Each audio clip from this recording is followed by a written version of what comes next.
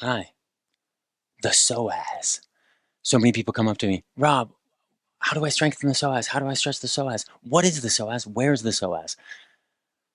Well, I wish it was just that easy to think that the psoas is the key to everything. It is an important muscle. It connects the spine to the femurs, but nothing occurs in isolation.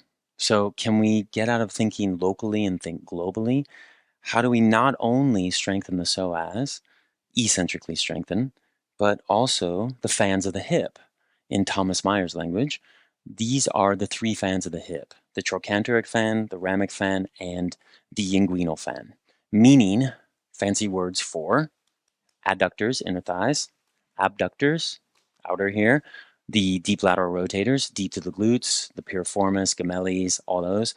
And then the psoas and the iliacus, as they say in the UK, and the pectineus. How do we eccentrically strengthen all of those? Well, I've got it. Isometric strengthening, the trifecta. So let's start. Let's turn this way. I'm going to come into kind of a lunge position. And you'll see this a lot, right? The classic yoga stretch. Let's stretch it this way. Great, but yoga is not applicable to all situations. So let's bring the left leg back as far as you can. If you need to place a pillow underneath, please do. Now, do we want the knee ahead of the ankle? Nothing wrong with it. But if your knee is hurting because of that, maybe meniscus tear, something like that, maybe try a different position for your foot a little bit ahead. I'm going to bring the knee forward so that stretches my adductor magnus and my hamstrings a little bit more. Then I'll show you from this angle again. I'm going to bring both arms inside.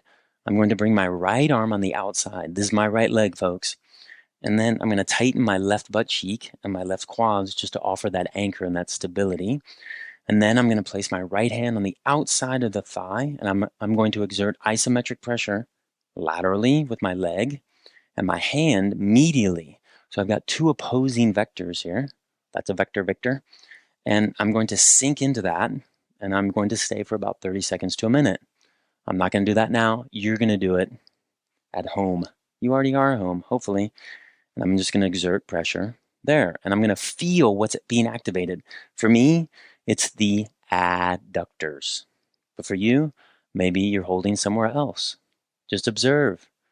Ideally, you want your eyes closed and your shoulders and your face relaxed. Come down, then keep that arm on the outside. I'm going to place my left hand on the inner thigh, and I'm going to exert pressure with my thigh medially and my hand laterally. And then I'm going to sink forward with my pelvis, relaxing my face, my shoulders, tightening my left butt cheek and my quads. Where do you feel this here? Then, last one, the psoas. So I'm going to pretend like I'm going to try to stand up. So I'm going to exert pressure with my foot downward into the floor. And what does that activate when you push down? Everyone's different. Leave it in the comments what you feel. Then, if you want to try to get big and fancy, I'm going to come up onto my fingertips, and I'm going to try to lift my foot up off the floor. And this really turns on the psoas and the iliacus. Now, if you're able to lift this foot up, great. See how long you can stay for. If you can't lift it up, you're not a loser. It just means that you're not at that capability yet, and just go back to that basic position. But if you feel like a loser, if the aliens showed up, remember, get in the ship. They're doing butt stuff. The trifecta. Thank you, Tom. Arigato gozaimasu.